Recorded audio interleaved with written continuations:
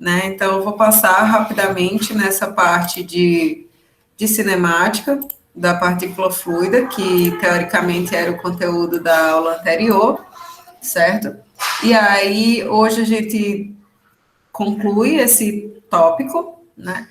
Para que a gente possa trabalhar com análise diferencial para a conservação do momento linear, né? Então, a gente já tinha trabalhado com essa equação aqui, né, com essa perspectiva de avaliação da conservação da massa, né, numa análise diferencial, a gente fez essa avaliação do produto ρ vezes V em cada uma das faces, e obtivemos essa equação aqui, né, e descrevemos, né, simplificações para o caso de um fluido incompressível e para o caso de um fluido do escoamento em regime permanente. Então, a gente tinha feito isso na aula passada, na aula anterior, e na aula da aula passada, a gente estava começando a trabalhar com esse tópico aqui, que era de cinemática da partícula fluida, certo?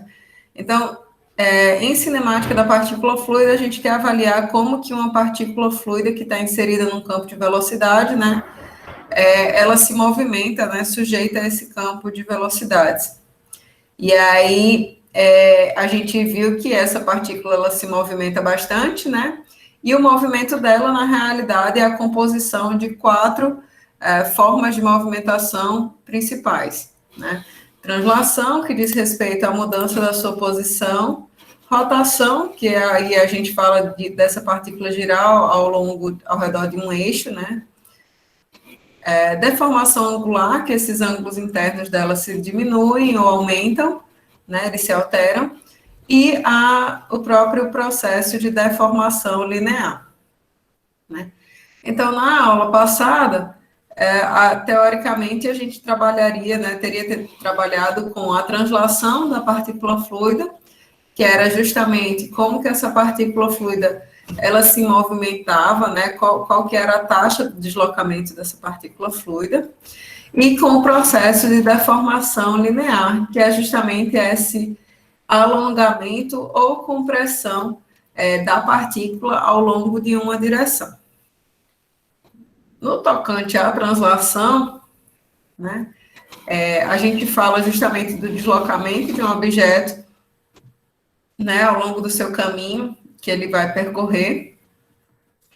E nesse aspecto a gente descreveu justamente como que a velocidade da partícula fluida variava com o tempo, ou seja, a taxa de variação dessa partícula, da velocidade dessa partícula fluida, que originava para a gente o conceito de aceleração dela, né? E aí a gente foi capaz de descrever esse campo, como se comportava a aceleração da partícula fluida ainda em função do campo de velocidade, né? E vimos que isso aqui era uma derivada que a gente chamava de uma derivada material, em que, se a gente dissesse que o escoamento estava em regime permanente, eu não podia cancelar a totalidade desse termo aqui, somente essa parcela daqui, certo? Porque somente essa parcela daqui, dessa derivada parcial do campo de velocidades, era que se relacionava exclusivamente com o tempo, né? As demais parcelas aqui representavam a variação desse campo de velocidade ao longo das posições, né, dos eixos coordenados x, y, z. Então, a gente disse que essa parcela dependente do tempo era justamente a aceleração local, e essa outra parcela, a aceleração convectiva.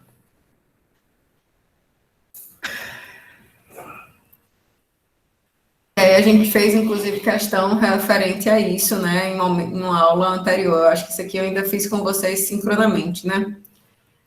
Então, na aula passada, vocês deveriam ter trabalhado com essa parte de deformação linear da partícula fluida, né, que referia-se justamente a esse fenômeno de alongamento ou compressão da partícula ao longo de uma direção, né, e aí a gente definia justamente a taxa segundo a qual isso ocorria, né. Então, essa deformação era a variação de uma dada dimensão da partícula com relação ao seu tamanho original, e a taxa de deformação, então, era a variação dessa deformação com o tempo. Quando a gente fazia isso e entendia que em pontos distintos da partícula a gente podia ter valores de velocidade, né, do campo de velocidade distintos, né, então a gente via que essa taxa de deformação linear da partícula fluida representava justamente ρ, ρx, né, ou como que a velocidade variava nessa direção. E aí fizemos isso, né, essa aqui era uma outra forma de chegar no mesmo resultado, né, e vimos que para uma partícula tridimensional, né, então essa taxa de deformação linear ao longo da direção x, ao longo da direção y e ao longo da direção z se somava para formar a taxa de dilatação volumétrica da partícula fluida. Então, se vocês observarem essa parcela daqui, ó, isso aqui é igual à equação que a gente disse que representava a conservação da massa num escoamento incompressível. Então, se a gente tinha um escoamento incompressível, esse termo aqui era igual a zero, e os demais, aqui, a gente permanecia, né, de posse deles. E aí vocês podem verificar que justamente, né, se o escoamento ele é incompressível, a gente chega na mesma expressão. Essa taxa de dilatação volumétrica, ela tem que ser igual a zero. Só um minutinho.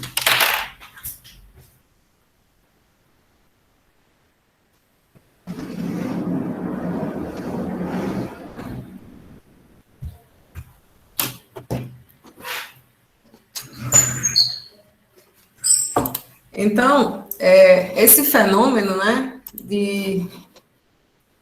da gente falar que essa taxa de dilatação volumétrica é zero, né, diz respeito justamente a deformações que essa própria partícula fluida pode sofrer ao longo, né, do seu caminho, ao longo do seu escoamento, né. Então, ela pode ter um formato original e sofrer modificações na sua forma, né? Então, ela pode variar o comprimento aqui na direção X, aqui na direção Y e na direção Z, mas se a soma de todos essas variações forem igual a zero, então a gente diz que esse escoamento é incompressível e a taxa de dilatação volumétrica, então, é zero. Certo? Então, as últimas formas, né, de movimento dessa partícula fluida seriam a rotação dela. Então, a gente fala nessa partícula girar, né, mover-se ao longo de um eixo, em torno de um eixo. E a gente define essa rotação através justamente da variação aqui desses ângulos da verdade, a variação, né, da velocidade angular de duas retas que originalmente elas eram perpendiculares, tá? Então, a rotação de uma partícula fluida, ela é provocada pelo fluido que está na vizinhança dela, né? E aí a componente tangencial dessa ação é que provoca a rotação do elemento, certo? E aí a gente mede isso através da velocidade angular.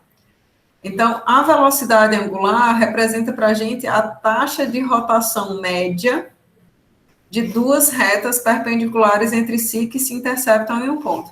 Então, a gente pega duas retas perpendiculares entre si, né? E calcula a rotação de uma e a rotação de outra. E aí a gente pega as duas, soma e divide por 2. Por quê? Porque é a taxa de rotação média dessas duas retas, certo? Então, a gente tem originalmente uma partícula, se a gente tiver essa reta OA e a reta OB, né? E aí houver essa rotação dessa partícula fluida no sentido aqui anti-horário, né? Então, a gente vai definir, né, a velocidade angular como sendo essa quantidade aqui vetorial, que é a velocidade angular ao longo da direção x, ao longo do eixo y e ao longo do eixo z, né?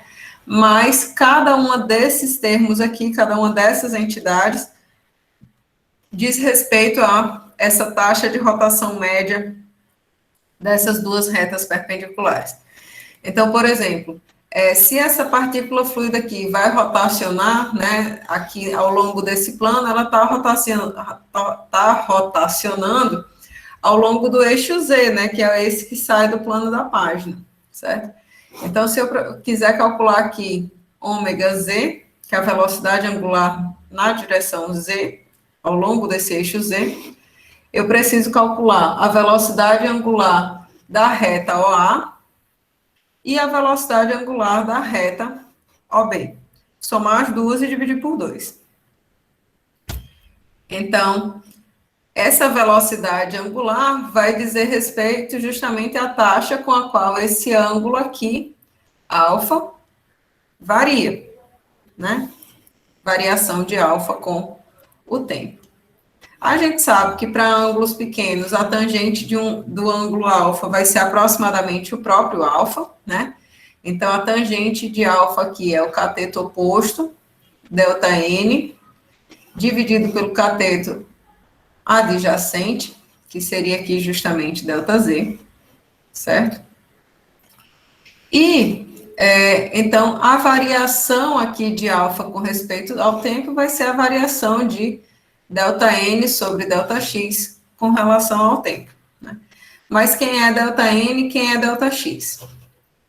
Da mesma forma que a gente fez para a deformação linear, né, a gente descreveu o fenômeno em decorrência de variações de velocidade, né, de um ponto para outro da partícula, né? Se esses dois pontos, O e A, eles estiverem sujeitos a um mesmo componente de velocidade V aqui, né, que tem a mesma intensidade, vocês concordam comigo que não vai haver tendência à rotação ao longo desse eixo Z, que sai do plano da página? Então, isso acontece se a gente não tiver essas diferenças de velocidade. Porém, se numa extremidade da partícula fluida, como aqui no ponto O, a gente tiver um valor de velocidade V0, e no ponto a gente tiver um valor de velocidade, né, componente V, nessa direção Y, maior do que V0, então, a tendência é que essa parcela da partícula fluida percorra um caminho maior do que a outra, né? Então, isso aqui vai promover a tendência dessa partícula rotacionar, certo? Então, eta, né, esse delta eta aqui surge justamente em decorrência das diferenças dos valores de velocidade no ponto O e no ponto A, sendo que no ponto a gente tem um valor de velocidade maior do que a do ponto O, que é o ponto original, né, e esse valor, ele é maior justamente em decorrência da expansão em série de Taylor, né, derivada vezes a distância do ponto que eu quero, né, que seria o ponto A, ao ponto de origem, que seria o ponto O. Então, quando eu substituir aqui essa definição aqui de VA, nessa expressão, para o cálculo do ΔN, que é o caminho percorrido por essas duas porções da partícula, a gente vai ver, ó, que V0 com V0 se cancelam, né? E que a quantidade que a gente tinha interesse, que era ΔN sobre ΔX, agora fica sendo, ó, V0 menos V0 se cancelam, esse ΔX se cancela com o próprio ΔX da expressão lá para a variação do ângulo alfa, e esse ΔT se cancela com esse ΔT. Então, a velocidade da reta, a velocidade angular, a rotação desse eixo OA, né, diz respeito à variação da componente V da velocidade ao longo da direção X, certo? Se a gente fizer a mesma coisa para a reta OB, né, percebam que esse fenômeno está bem claro aqui, a descrição dele aqui, né? Aqui seria o ponto O, aqui seria o nosso ponto A, né?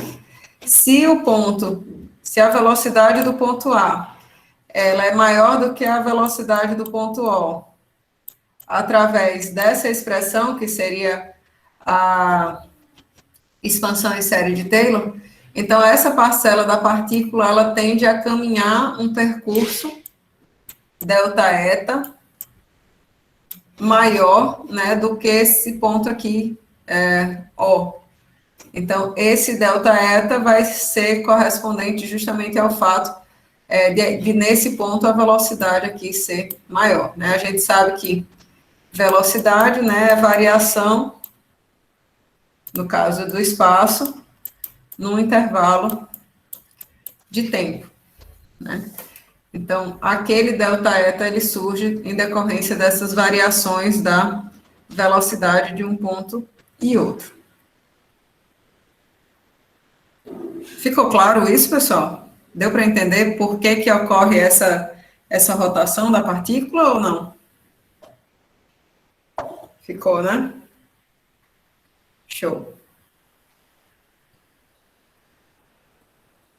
Então, como eu disse para vocês, velocidade angular é uma taxa média de rotação, né? Então, eu preciso pegar a rotação da reta do eixo A e a rotação do eixo OB.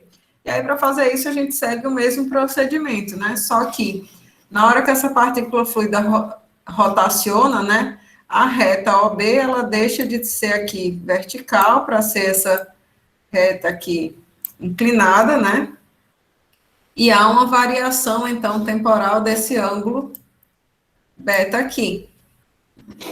Então, a velocidade angular dessa reta, a rotação dessa reta OB, seria a variação desse ângulo beta, no intervalo de tempo infinitesimal, onde esse ângulo beta, ele é dado praticamente, né, pelo fato da tangente desse ângulo, para ângulos pequenos, ser praticamente igual a cateto oposto delta eta sobre cateto adjacente, que seria aqui esse delta y, né, esse delta y aqui. Então, quando a gente vai calcular essa velocidade angular, a gente tem um procedimento, né, um processo similar ao que a gente viu anteriormente, né? Só que nesse caso daqui, o que a gente verifica aqui, nesse ponto de origem, a gente tem um valor da componente U da velocidade, né? Diferente do valor da componente U nessa parcela do ponto B. Então, aqui, o B é maior do que o zero, né? E tende a fazer com que essa partícula rotacione nesse sentido. E o B é maior do que o zero, justamente em decorrência, né, da expansão em série de Taylor. Então, o valor de UB vai ser o zero mais o quanto que U variou ao longo desse eixo Y que a gente está considerando. Deixa eu voltar aqui, que ficou meio feio esse Y. Então, o quanto que U variou ao longo desse eixo Y vezes o próprio delta y, que é a distância entre esses dois pontos, né?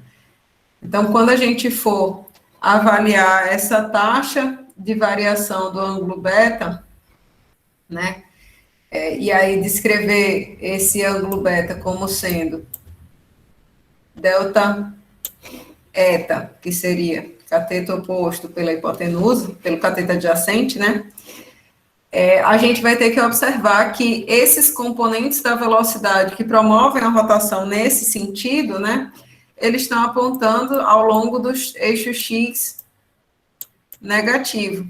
Então, aqui, essa variação delta eta, né, corresponde às componentes da velocidade, a diferença entre as componentes da velocidade no ponto B e no ponto O, né, sabendo que elas apontam na direção do x negativo, então, menos o B menos o zero.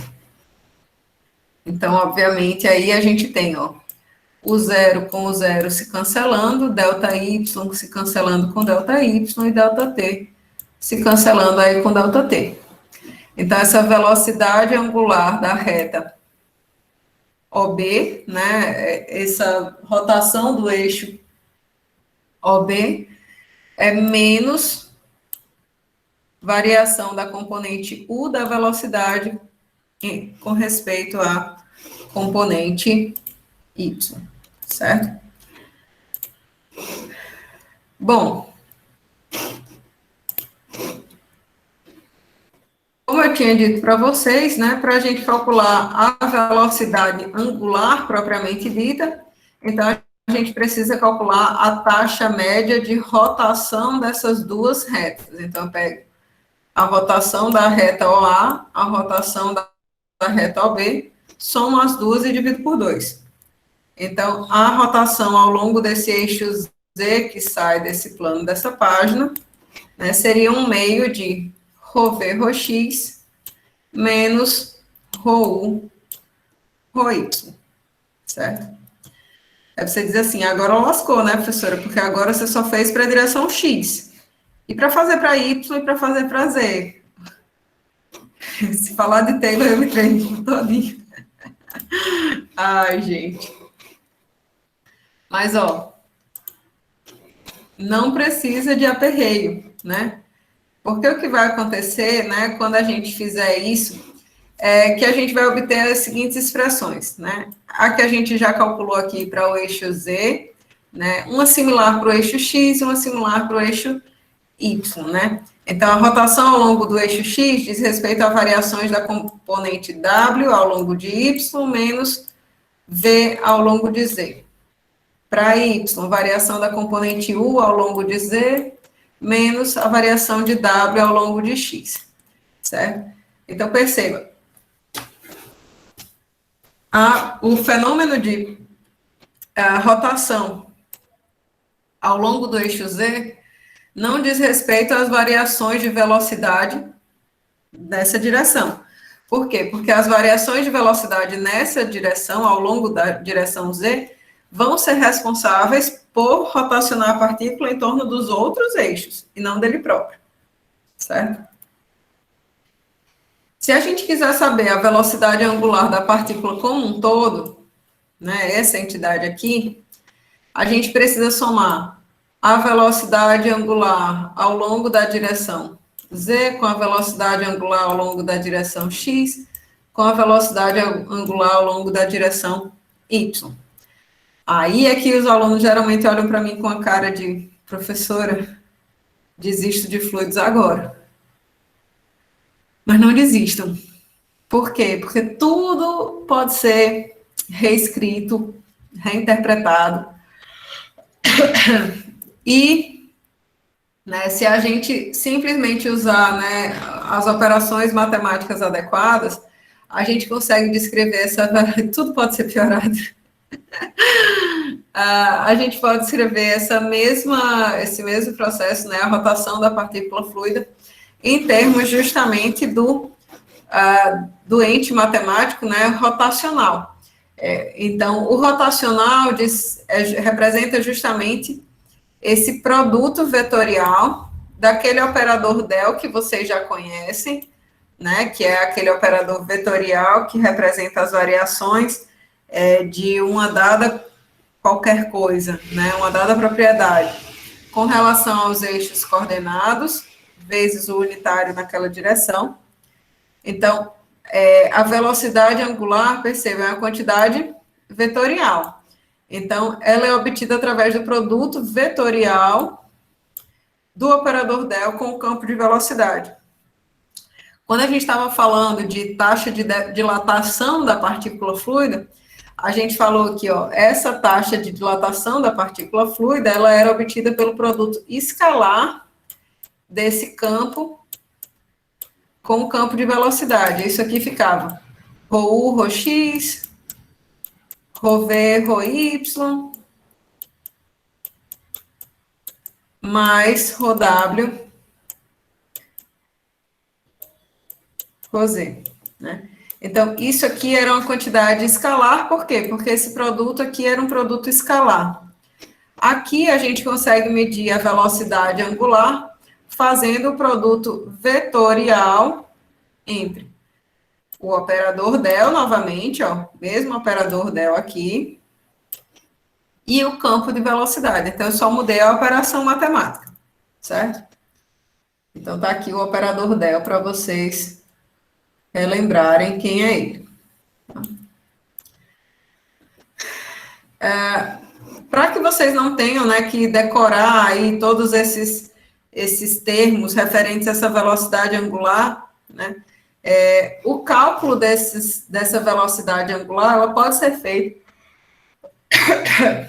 através do determinante, né, do cálculo do determinante dessa matriz, em que a gente tem justamente os vetores unitários em cada uma das direções, as derivadas parciais com respeito a cada uma dessas direções e as componentes da velocidade.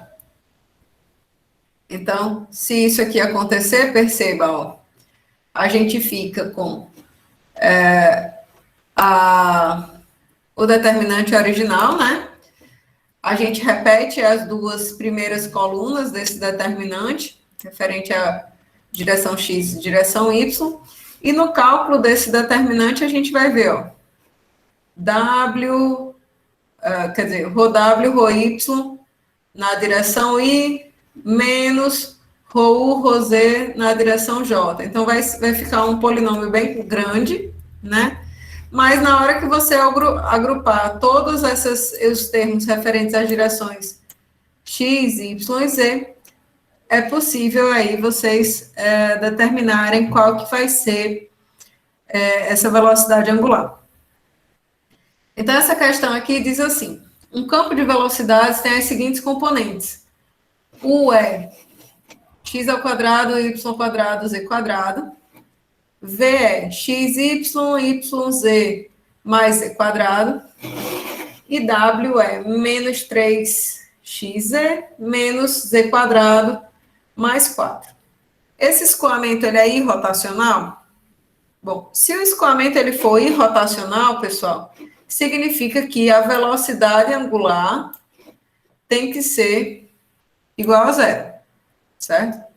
Então, o procedimento para a gente resolver uma questão como essa é...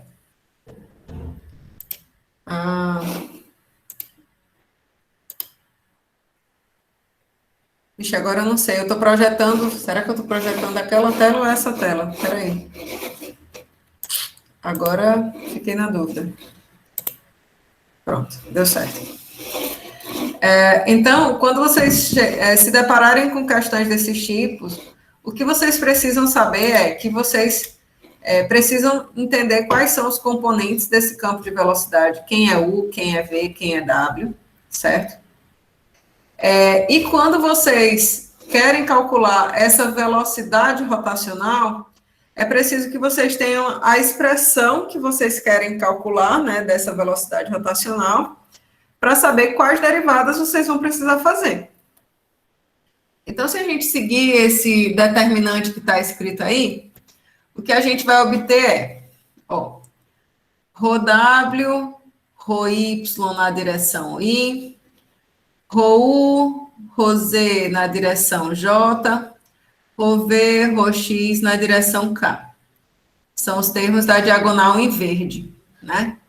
Menos rho u, rho y na direção k, rho v, rho z na direção i, que seria a direção x, menos rho w, rho x na direção j, certo? Então, a gente teria essa expressão aqui, né? Quando a gente agrupar esses termos, então a gente fica colocando o i em evidência, né? Então, rho w, rho y, menos rho v, rho z. Mais, colocando o j em evidência, rho u, rho z, menos rho w, rho x. Colocando k em evidência, ρV, ρx, menos ρu, ρy, certo? Então, para a gente poder avaliar se esse campo ele é irrotacional ou não, né, a gente precisa de cada uma dessas derivadas aqui. Então, o caminho mais lógico para a gente fazer é escrever as nossas expressões para o campo de velocidade, para as componentes do campo de velocidade, U, V e W, e sair calculando todas as derivadas necessárias de cada um desses componentes. Então, quais são as derivadas parciais que eu preciso calcular? Opa, preciso de ρu, ρz. Então, vou pegar essa expressão aqui, calcular ρu, ρz. Ρu, ρz vai ser 2z. Vamos ver se tem mais algum com U. Opa, preciso de ρu, ρy. Então, derivada do componente U com relação a Y vai ser 2y. Excelente. Agora, vou passar para o componente V. Quais são as derivadas que eu preciso calcular aqui? Preciso de ρv, ρz. Então, vamos derivar isso aqui com relação ao eixo, com relação à direção Z. Vai ficar com y mais 2z. Vamos ver qual mais derivada que eu preciso com relação a V. Componente V aqui, ó. ρv, ρx. Então, volta aqui. V derivo com relação a x. Vai dar simplesmente y. Não tendo mais nenhuma derivada que eu precise calcular desse componente V, vou para o componente W, né? Então, quais são as derivadas desse componente W que eu preciso avaliar? Preciso de ρw, ρy. Então, a derivada de W com relação a Y vai ser 0. Anotem. Não, deu 0.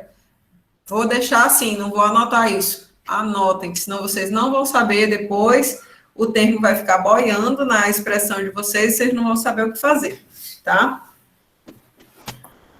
E se a gente continuar avaliando aí a nossa expressão, né? O último termo que a gente tem para ver, para derivar, é ρw, ρx. Então, ρw, ρx vai ser simplesmente menos 3z. Calculamos todas as derivadas? Calculamos todas as derivadas. Então, o que a gente vai fazer é jogar cada uma delas aqui no seu devido lugar da nossa expressão. Então, ρw, ρy é 0, menos ρv, ρz, y mais 2z. Anotem todos os parênteses, pessoal, para não cometerem erros, tá? Mais ρu, ρz. Ρu, ρz vale 2z. Substituir aqui. Menos a expressão para ρw, ρx, ó, deu menos 3z. Aí a gente continua aqui. J mais ρv, ρx. ρv, ρx deu y. Menos ρu, ρy deu quanto? 2y. Então, a gente tem essa expressão todinha, né? E agora que a gente já substituiu todas essas derivadas parciais aqui, a gente vai ver como que fica esse vetor velocidade angular em cada uma das direções. Então, aqui, 0 menos y menos 2z, a gente fica com isso aqui para a direção x. 2z menos com menos fica mais, esses dois termos se somam para formar 5z. Y menos 2y fica menos y. Então, a gente conseguiu determinar a velocidade angular dessa partícula fluida, né? Então, esse escoamento, ele é irrotacional? Não, ele não é irrotacional. Ele é um escoamento que possui um valor determinado aí de velocidade angular, certo? Que valor é esse? A gente não sabe, porque a gente não sabe aí a gente pode substituir, inclusive, valores, né, de x, y, z para ver um ponto do escoamento em que ele seja irrotacional. Qual que seria esse ponto? Seria o ponto que satisfizesse a determinação de esse primeiro termo ter velocidade velocidade angular igual a zero, velocidade angular igual a zero, velocidade angular igual a zero. Então, se y e z, por exemplo, fossem a origem, né? Então, nesse ponto, a gente tem um ponto que o escoamento é irrotacional, por exemplo. Certo? Dúvidas?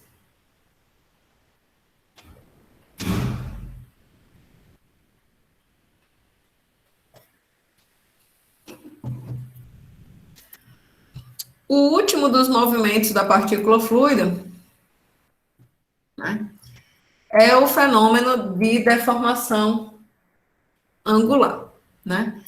Então, o fenômeno de rotação, propriamente dito, ele já é consequência dos efeitos dos esforços tangenciais, certo?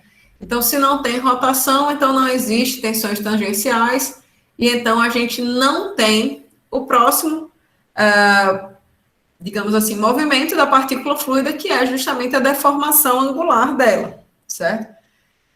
Então, essa relação de tensão, de esforços tangenciais com a rotacionalidade e deformação angular dos escoamentos, ela existe, né, e ela é muito forte. Inclusive, quando a gente estava falando em fluidos newtonianos, né, para a gente descrever o que era um fluido newtoniano, a gente disse assim, ó, a tensão cisalhante, a gente tinha dito naquela época que a tensão cisalhante era proporcional à taxa de deformação angular, eu vou botar alfa aqui de novo, mas, enfim, vou botar beta. A taxa de deformação angular dessa partícula fluida, né? Então, essa relação entre tensões tangenciais e deformação angular e rotação da partícula fluida é uma relação muito estreita, né? Então, a condição de irrotacionalidade, ou seja, da não rotação dessa partícula fluida, é uma condição que só é atendida se o escoamento ele for ideal, ou seja, se o escoamento for não viscoso. Por quê? Porque se ele for viscoso, então existe uma relação direta entre tensão e deformação angular dessa partícula, certo?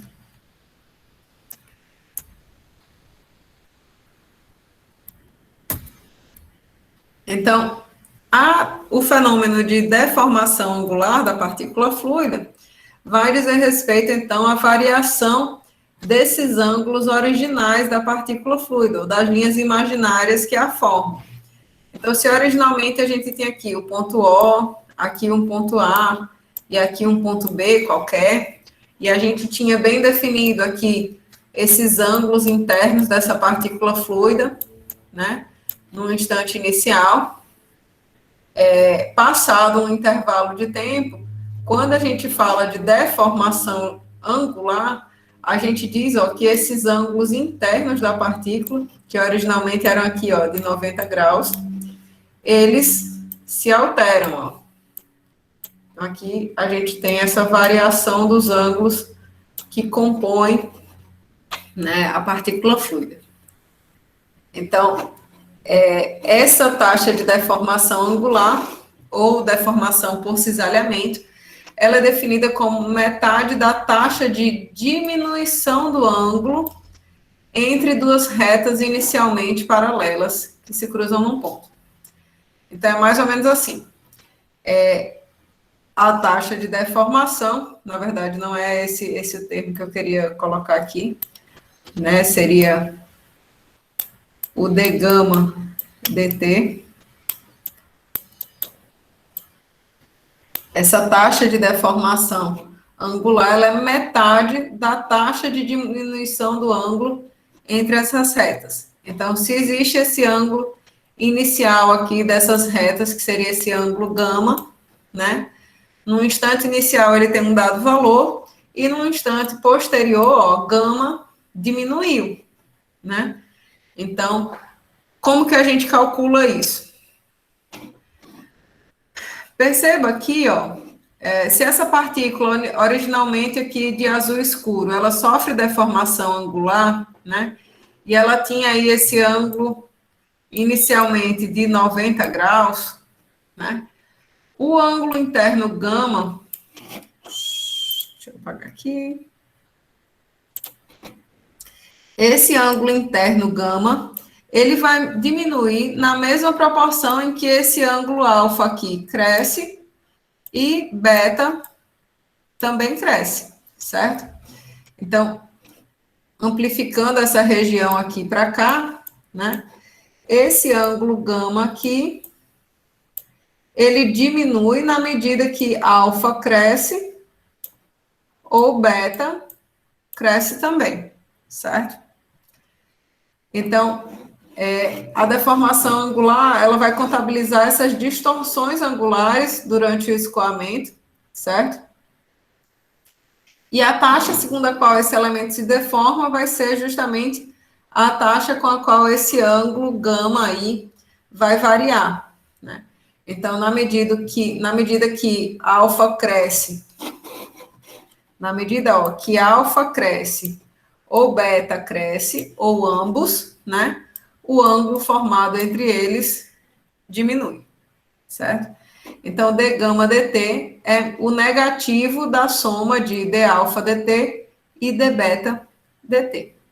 Aí, quem que é d alfa dt? Bom, d alfa dt a gente já tinha visto lá no modo de rotação, né? Alfa vai aumentar na medida que eu tiver variações aí dessa componente v da velocidade ao longo dessa direção x, né? Provocando aí esse caminho percorrido aqui, delta n. E beta, quando a gente tinha tratado de rotação, né? A gente falava que a partícula fluida, né? Eu tinha valores diferentes da componente U de velocidade, né? Nesse ponto e nesse, que promoviam a rotação ao longo desse eixo X, quer dizer, Z, né? Só que agora, se eu estou falando em deformação linear, perceba que eu quero que esse ângulo beta aqui, ele cresça, né? Então, na medida que esse ângulo beta aqui cresce, então eu preciso de variações do valor da componente da velocidade, né, de U, entre esses pontos, mas apontando na direção do X positivo, justamente para fazer com que esse ângulo aqui cresça, né? E aí eu diminua esse ângulo interno gama aqui, certo? Então, essa variação de beta de teta vai estar relacionado com variações da componente U da velocidade ao longo do eixo Y, certo?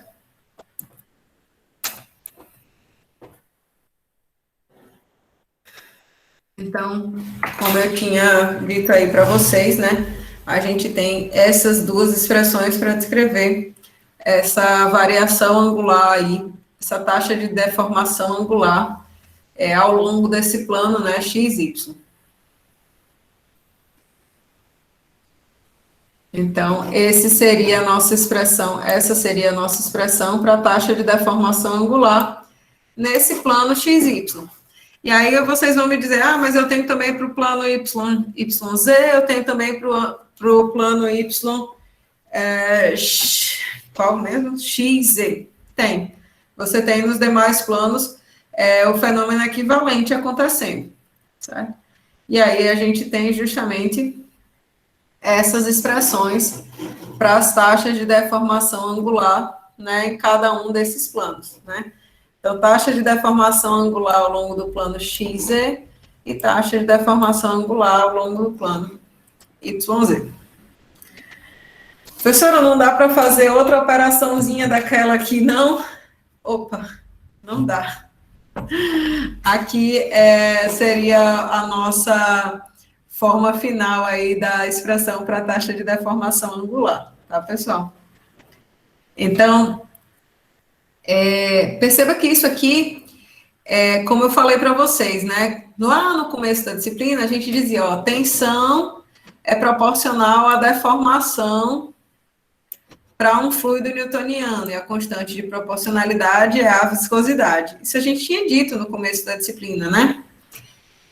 Só que, quando a gente fala disso num aspecto tridimensional, então a gente tem que descrever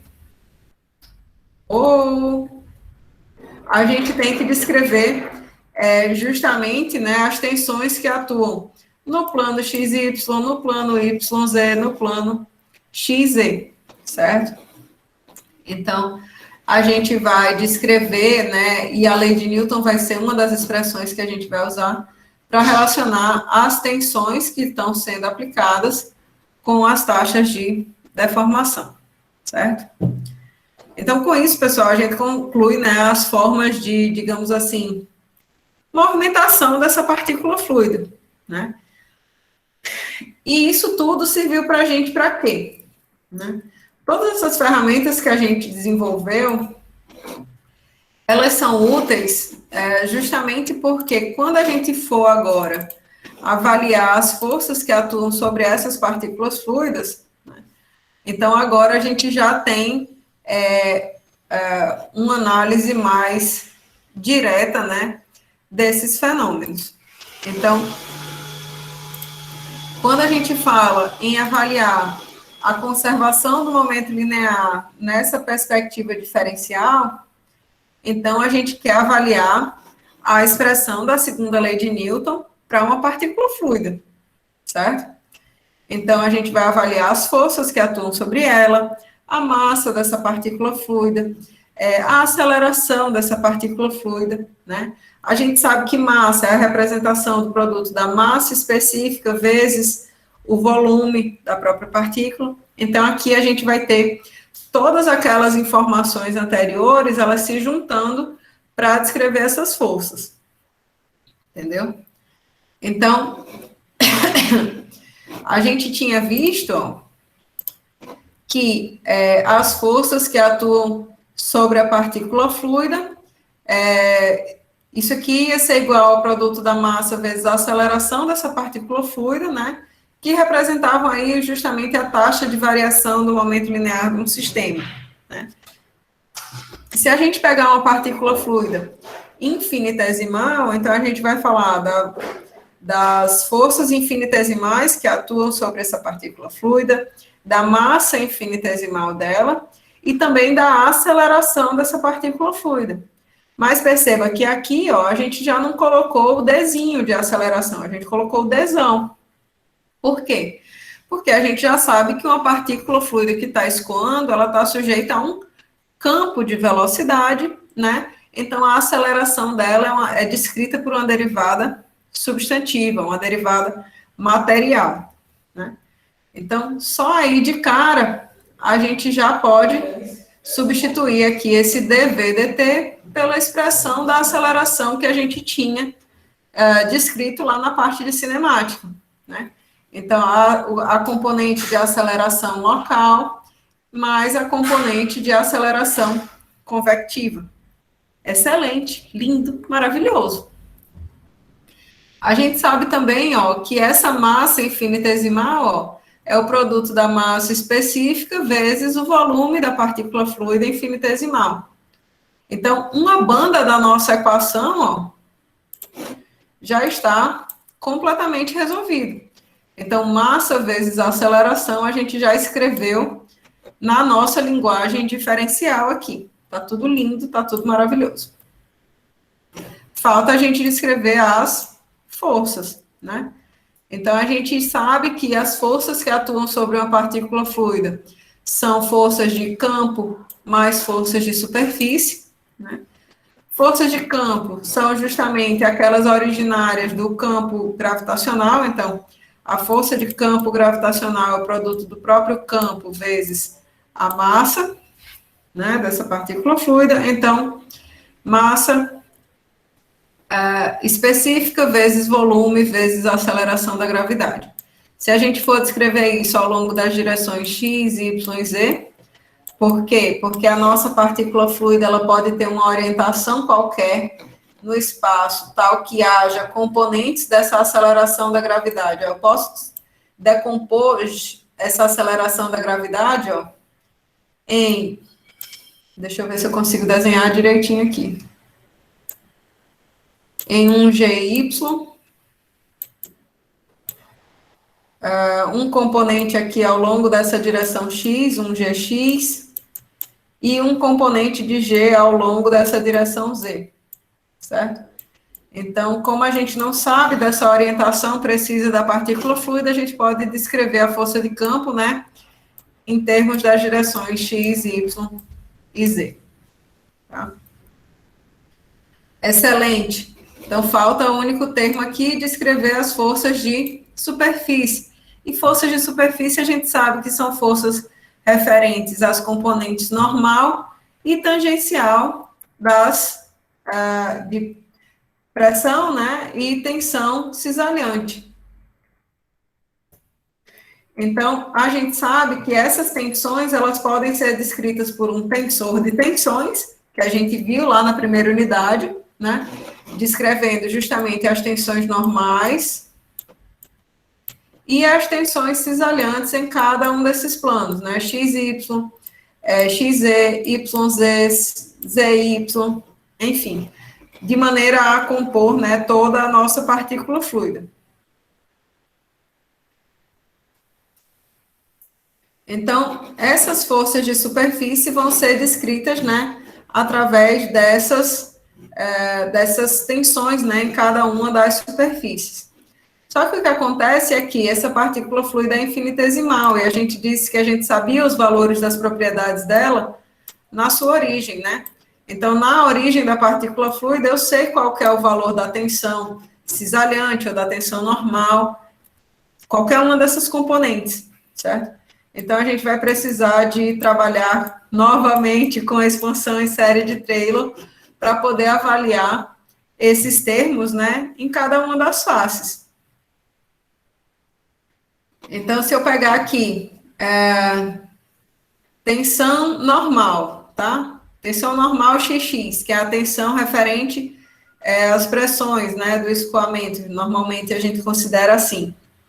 Então, se eu tenho o valor dessa tensão aqui no centro da partícula fluida, né, para eu determinar o valor da tensão normal XX na face, nessa primeira face aqui, nessa face que eu estou destacando, na face da direita, então eu tenho o valor da função no ponto que eu conheço, mais a derivada da função com relação à direção que eu estou trabalhando, né, que é aqui ao longo dessa direção X, vezes a distância do ponto que eu quero, que seria aqui em dx sobre 2, menos a origem aqui, que seria zero, certo? Então, se eu quiser avaliar as forças, eu preciso multiplicar as tensões, né, em cada uma das faces, pela área referente a cada uma delas, né? Fiz isso para a face direita, posso fazer o mesmo procedimento para a face esquerda, né?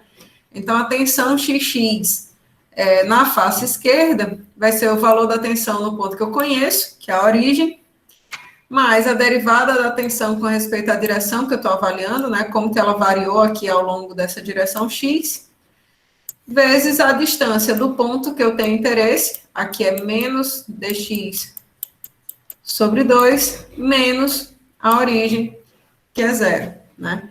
Então, para eu avaliar essa força de superfície, eu trabalho com o produto da tensão vezes a área em que ela atua, certo? Fazendo isso para todo mundo, né? Para todas as tensões, né, referentes a todos os planos da partícula fluida, a gente ficaria com algo desse tipo. Aí você diz assim, professora, agora lascou tudo. Não lascou tudo, tá, meu povo? Não lascou tudo porque as coisas se cancelam. Calma, Maria, vai dar tudo certo. Ó, mesma coisa que já aconteceu anteriormente, né? Quando a gente trabalhava com essa expansão em série de Taylor, na verdade, muitos termos eles se cancelavam, né?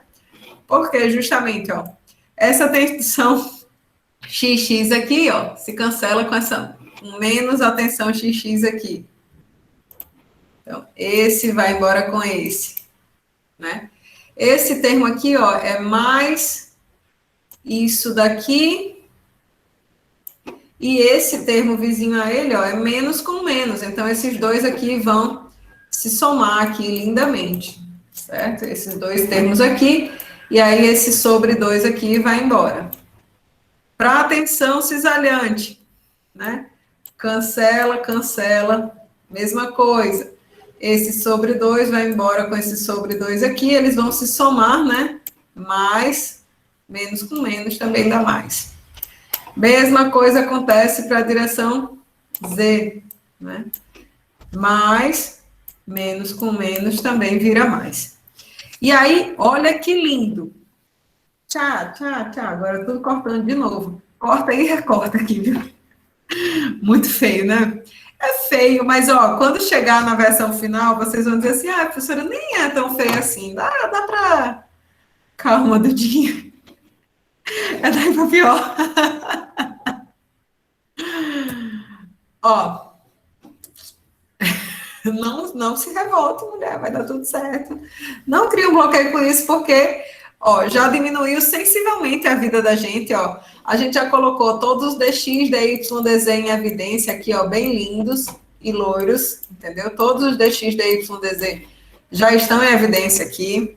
E a gente ficou, ó, só com a taxa da variação, quer dizer, com a derivada parcial da tensão normal com relação a X, da tensão cisalhante com relação a Y, da tensão cisalhante tal Z com relação a Z, certo? Então, esse somatório de forças aqui para a direção X, ó, ficou representando justamente, ó, a derivada parcial daquele tensor, praticamente, de tensões, né? Então, essas forças de superfície, ó, para a direção X, a gente teria o que a gente deduziu agora, né? Para a direção Y, a gente tem essa expressão, para a direção Z, a gente tem essa expressão. E percebam aqui, ó, que essa organização desses termos, ela é coerente, né, e condizente com o tensor de tensões, né?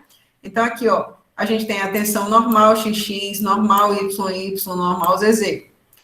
Tal YX, tal ZX, tal XY, tal ZY, tal XZ, tal YZ, certo? E as derivadas com relação a cada uma das direções, certo? Para compor todas essas forças de superfície.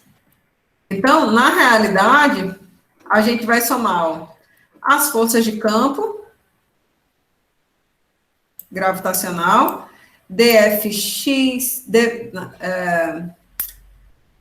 força de campo em X, força de campo em Y, força de campo em Z, com as forças de superfície em X, em Y e em Z, para dar igual justamente a massa vezes a aceleração. Nunca a segunda lei de Newton foi tão grande. Eu concordo com vocês. Porém, percebam, ó, que todos esses dx, dy, dz aqui, ó, se cancelam. Tchá, tchá, tchá. Muita coisa já diminuiu de tamanho. E aí a gente vai ficar justamente com o que a gente chama de equação da conservação do momento linear para uma partícula fluida, certo? Então, isso aqui, ó, coraçãozinho, equação de conservação do momento linear. Uhul! Eu tenho que aprender, eu devia ter colocado já de cara os coraçõezinhos, porque meus desenhos estão péssimos, né? Os coraçõezinhos estão bem mirochutitos. Porém, deixa eu mostrar para vocês que coisa linda. Ó, a gente tem o termo aqui, ó, referente às forças de campo. Forças de campo. O termo aqui, ó, referente às forças de superfície. Forças de superfície. Massa vezes a aceleração. Olha que bonitinho. forças de campo mais forças de superfície, sendo igual a massa vezes a aceleração. Ah, professora, isso aqui está muito grande para a gente escrever, né? Beleza, concordo com vocês. Em vez de escrever isso aqui deste tamanhão, escreva só APX, a aceleração da partícula fluida na direção X, ou APY, ou APZ, né? A vida já simplifica, tudo fica muito mais palatável, a pessoa já consegue digerir uma parte disso, né? Então, tudo fica melhor. Como antes de ficar tudo maravilhoso, né? Algumas coisas têm que piorar. Percebam que aí a gente não. O problema não é digerir. Oh, meu Deus. Não tem como definir isso pelo gradiente. Gradiente de quê, Matheus?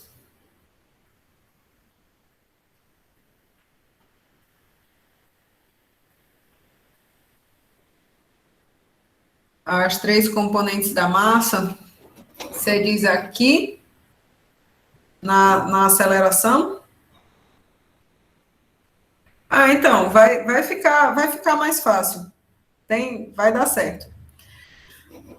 O que vai acontecer, na verdade, nesse primeiro momento é o seguinte. Para a gente resolver essa ruma de coisas aqui, perceba que a gente tem expressões que trabalham com os campos de velocidade, né, as componentes do campo de velocidade em cada uma das direções e como que isso varia com relação a espaço e tempo, certo? Então, nesse lado de esquerdo da equação, a gente não tem isso. Não está descrito isso. Então, é preciso que a gente tenha uma forma de descrever, né, essas tensões que atuam na partícula fluida em termos das mesmas coisas que estão sendo usadas do lado direito, certo? Então, a gente vai precisar do que a gente chama de equações constitutivas. O que seria uma equação constitutiva? A lei de Newton para a viscosidade é uma equação constitutiva. Ela representa a relação de uma variável, né, com o seu campo aí de velocidade, certo? Então, por exemplo, quando a gente diz que a gente está trabalhando com fluidos newtonianos, né, a gente sabe que essa relação aqui, ela é válida, né? É uma coisa que a gente já viu lá, da definição de fluidos newtonianos. Então, ele relaciona a tensão, que é uma coisa que a gente tem interesse, com os componentes e como os componentes da velocidade variam numa dada direção, certo? Então, a gente tem interesse em descrever o comportamento dessas tensões aqui, em função de componente da velocidade. Então, se a gente usar uma expressão como a expressão da equação de um fluido newtoniano, né, a equação constitutiva da lei da viscosidade de Newton, então, a gente obter uma forma de descrever essas tensões dessa forma, né, num escoamento tridimensional. Isso daqui, pessoal, isso aqui que está entre parênteses, é o que a gente chamou lá mais atrás de taxa de deformação angular, né, nos planos XY, YZ e ZX, certo? Então, essas expressões aqui são capazes de relacionar tensão com os componentes da velocidade, certo? Então, para as tensões cisalhantes, né, para esse tipo de fluidos newtonianos, que são a maior parte dos fluidos que permeiam o nosso dia a dia, a gente já tem essas equações lindas, maravilhosas e bem descritas, certo? Para as tensões normais, né, essa expressão aqui, a explicação de como que a gente chega nessa expressão está além do escopo da nossa disciplina, certo? Mas ela relaciona, né, as tensões normais com a pressão termodinâmica um termo referente à taxa de dilatação volumétrica dessa partícula fluida e, né, um componente aí viscoso dessa partícula fluida.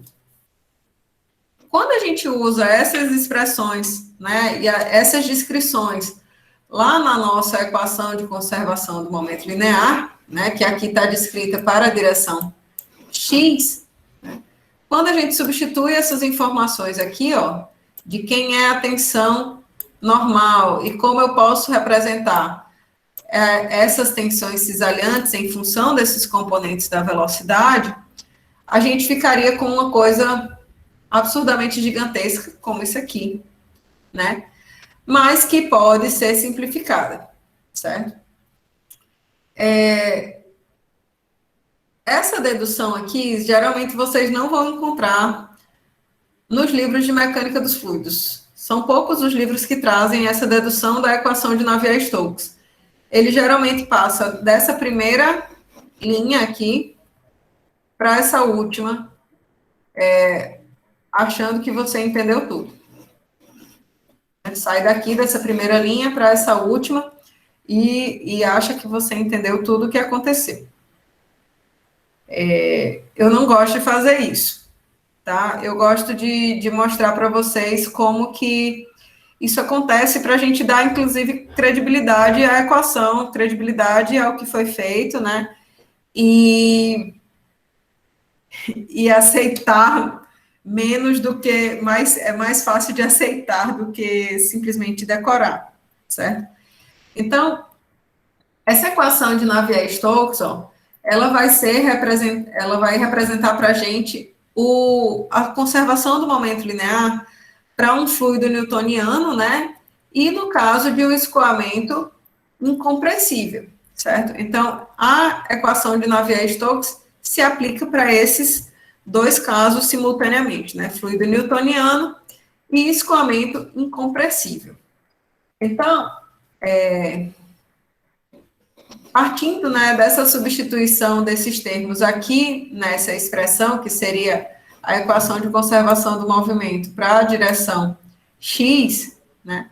Então, a gente tem isso aqui representando a tensão normal, xx, esse termo aqui representa essa tensão cisalhante YX, e esse segundo termo aqui representa a tensão cisalhante ZX, tá? Quando ele diz que esse escoamento, né, é um escoamento de um fluido incompressível, então, automaticamente, esse produto escalar aqui, ó, não sei se vocês se recordam, né, mas isso aqui representa para a gente justamente aquela taxa de dilatação volumétrica, né? Taxa de dilatação volumétrica para um escoamento incompressível, isso aqui, obrigatoriamente, ele é zero, certo? Então, a gente fica com a expressão mais simples aqui para esse termo, né? Então, a gente vai ficar com Rho vezes Gx menos Ρp Rx, tá aqui, mais 2μ a derivada, né, com relação a x de 2μ Rho certo? Mais Rhy, μ, e aqui ele simplesmente repetiu os demais termos, tá bom? Se a gente separar esses dois termos aqui, né, dessa derivada parcial com relação a x, a gente pode escrever isso como sendo μ Rho2u Rx2 e outro μ Rho2u Rx2. Ah, professora, mas isso não faz sentido. Por que você está expressando assim? Eu estou expressando assim porque vocês vão ver que depois esse termo ele vai, juntamente com as demais derivadas parciais, eles vão se aglutinar de maneira interessante, tá? Então, esses dois termos referem-se a esse aqui de cima, tá? Aqui eu vou colocar a viscosidade em evidência para esse termo, né? E então a gente tem um rho y de rho v rho x, então a derivada segunda de v com relação a x e y, mais mi que multiplica, aqui a gente tem, ó, rho y e rho y de u. Então esse termo aqui é este aqui, tá? Esse aqui é esse aqui. Passando para o último termo, então a gente tem viscosidade em evidência, derivada com relação a Z de ρu, ρz. Então, aqui a gente tem novamente uma derivada segunda de U com relação a Z. E, em seguida, a gente tem Mi que multiplica ρ, ρz de ρw, ρx.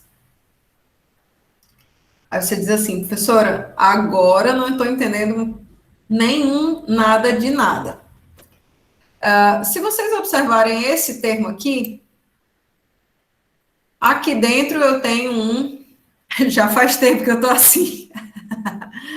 Aqui dentro tem um ρu, ρx, não é isso? Aqui dentro também tem um ρu, ρy, aqui dentro tem um ρu, ρz, certo? Então, eu posso colocar, deixa eu voltar aqui para apagar, né? A gente estava aqui nessa linha, tá? A gente estava aqui.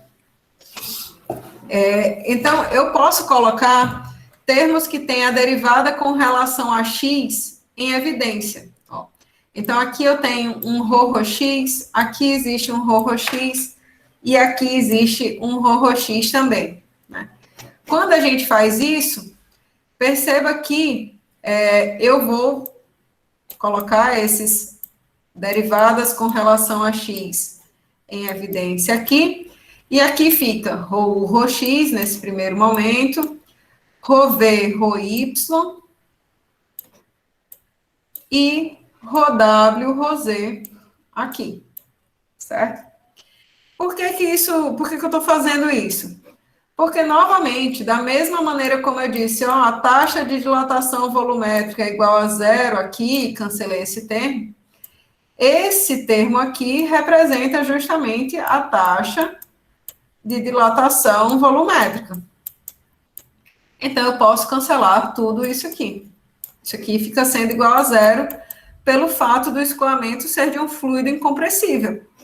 Então, a gente sai de uma equação mega gigantesca como esta, né, para uma versão bem mais simples da equação da conservação do momento linear. Então, para essa direção x, por exemplo, a gente ficaria com isso daqui, né, esse último termo. E aí, nesse último termo, fica mais fácil da gente ver que a gente tem, ó, um termo representando as forças de campo, um termo que diz respeito às tensões normais, ou seja, a dependência da pressão, tipicamente, um termo que diz respeito às componentes da tensão cisalhante, sendo igual a massa vezes a aceleração. Então, a gente conseguiu agora relacionar claramente, né, medidas facilmente obtidas do escoamento, como pressão do escoamento e comportamento das componentes da velocidade, né, para serem relacionadas na equação de conservação do momento linear. E aí, essa seria a nossa equação de conservação do momento linear. E a gente descreve isso para a direção x, y e z, certo? Então, aqueles termos todos de derivadas segundas, eles ficam agrupados aqui junto com a viscosidade, né? Isso aqui nada mais é do que a aceleração da partícula fluida, então, massa específica vezes a aceleração da partícula fluida é igual à força de campo, a representação das tensões normais e das tensões cisalhantes, né, para ir para as forças de superfície. Ah, professora, mas eu ainda estou achando essa equação muito complexa. Se a gente considerar que o fluido que está escoando, além de tudo, ele apresenta viscosidade igual a zero, ou seja, a gente considerar um escoamento de um fluido invíscido, né? Então, todas aquelas parcelas, né, todos aqueles termos referentes às tensões cisalhantes, ó, eles deixam de existir, né? Todos esses termos aqui deixam de existir, e aí a gente fica com uma versão ainda mais simplificada da equação de Navier-Stokes, que seria o que a gente chama de equação de Euler, certo? Como eu sei que essa aula de hoje ela é muito pesada, pessoal, a gente vai terminar mais cedo.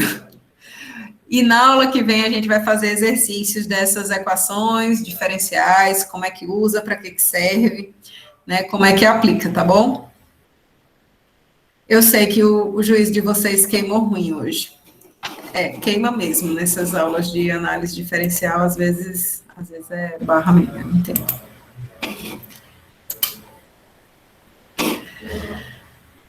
Ok, senhoras e senhores. Que nada, Matheus. Depois que fizer exercício, você vai ver que vai dar tudo certo. Falar nisso, vocês viram que eu já coloquei, né, as listas de exercício, né? Tá lá. Professora, não sei quantas questões essa prova. Eu não sei ainda, eu acho que são